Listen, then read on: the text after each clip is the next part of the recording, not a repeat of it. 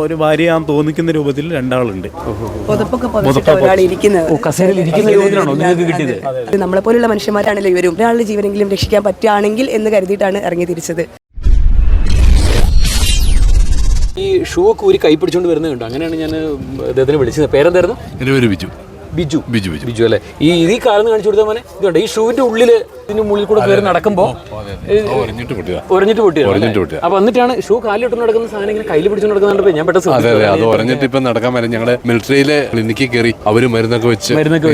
അപ്പൊ ഈ ഷൂ ഇട്ടിരിക്കുന്ന എല്ലാവരുടെ അവസ്ഥ ഇതൊക്കെ പൊട്ടും. ഫസ്റ്റ് ടൈം ആണല്ലോ ഇടുകയും ചെയ്യുന്നത്. അപ്പം കുഴപ്പമില്ല.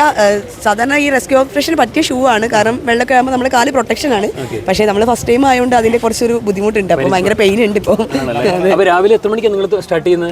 ഞങ്ങൾ കോഴിക്കോട് നിന്നാണ് വരുന്നത്, താമരശ്ശേരി നിന്നാണ്. അപ്പോൾ ഞങ്ങൾ 3:45 സ്റ്റാർട്ട് ചെയ്തു. അപ്പോൾ ഇവിടുന്ന് 6 o'clock നമ്മൾ ഓപ്പറേഷൻ സ്റ്റാർട്ട് ചെയ്തു. 5ഓളം പേര് കൂടിയിട്ട് വന്നായിരുന്നു. അതിൽ 2 ബാച്ചായിട്ട് 2 സൈഡിൽ ഞങ്ങൾക്ക് ഡ്യൂട്ടി തന്നായിരുന്നു. ഞങ്ങൾ ഫസ്റ്റ് വില്ലേജ് ഓഫീസിന്റെ സെക്ഷനിലായിരുന്നു. പിന്നെ ഞങ്ങളുടെ വേറെ ടീം ഇവിടെയായിരുന്നു. അവർ ഏകദേശം 4-5ഓളം ബോഡി കണ്ടെത്തിയിട്ടുണ്ട്.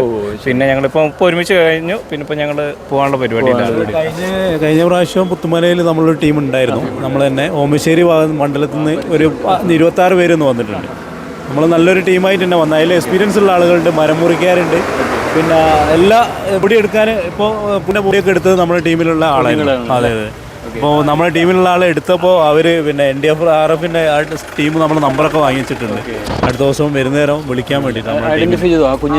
കുഞ്ഞ് ഒരു പമ്പേഴ്സൊക്കെ എടുത്തുകൊണ്ടാണ് ഇപ്പോൾ ഉള്ളത് കണ്ടത്. എത്ര വയസ്സ് തോന്നിക്കുന്നതാണ്? 2.5 വയസ്സ് പ്രായം തോന്നിക്കുന്നത്. ആരാന്ന് മനസ്സിലായോ? ഇല്ല, ഐഡന്റിഫൈ ചെയ്തിട്ടില്ല. ഇല്ല. ഏത് ഭാഗത്തുനിന്നാണ് കിട്ടിയത്? അത് നമ്മുടെ സ്കൂളിന്റെ ആ ഭാഗത്തുനിന്നാണ് കിട്ടിയത്. നമ്മുടെ ഈ സ്കൂളിന്റെ മുകൾ ഭാഗത്ത് ഒരു ഫാമിലിയിൽ നിന്നുള്ള 4 കുട്ടികൾ മിസ്സിംഗ് ഉണ്ട്. അപ്പോൾ ഒരാളെ കിട്ടിയുള്ളൂ. ഇനി 3 പേരുടെ ബോഡിക്ക് വേണ്ടി സെർച്ച് ചെയ്യുന്നു. ആ കുട്ടിയാണോ ഇപ്പൊ കിട്ടിയിട്ടുള്ളത്? അതിന്റെ തൊട്ടടുത്ത് തന്നെ ഒരു ബോഡി ചെറുതൂടി ഉണ്ട് എന്നുള്ളതിന്റെ പ്രതീക്ഷയിലാണ് സെർച്ച് ചെയ്യുന്നത്. വീടായിട്ട് മണ്ണ് മൂടിപ്പോയി അങ്ങനെ വല്ലതാണോ? വീടിന്റെ മുൻവശത്ത് എവിടെ ഉള്ളതാണെന്ന് അറിയില്ല. മുകളിൽ നിന്ന് വന്നായിരിക്കാം. പക്ഷെ ചളിയിലായിരുന്നു ഒഴുകി വന്നു. അതെ. ബാക്കി കിട്ടാനുണ്ട്. ഇരുന്ന ഷേപ്പിലുണ്ട്.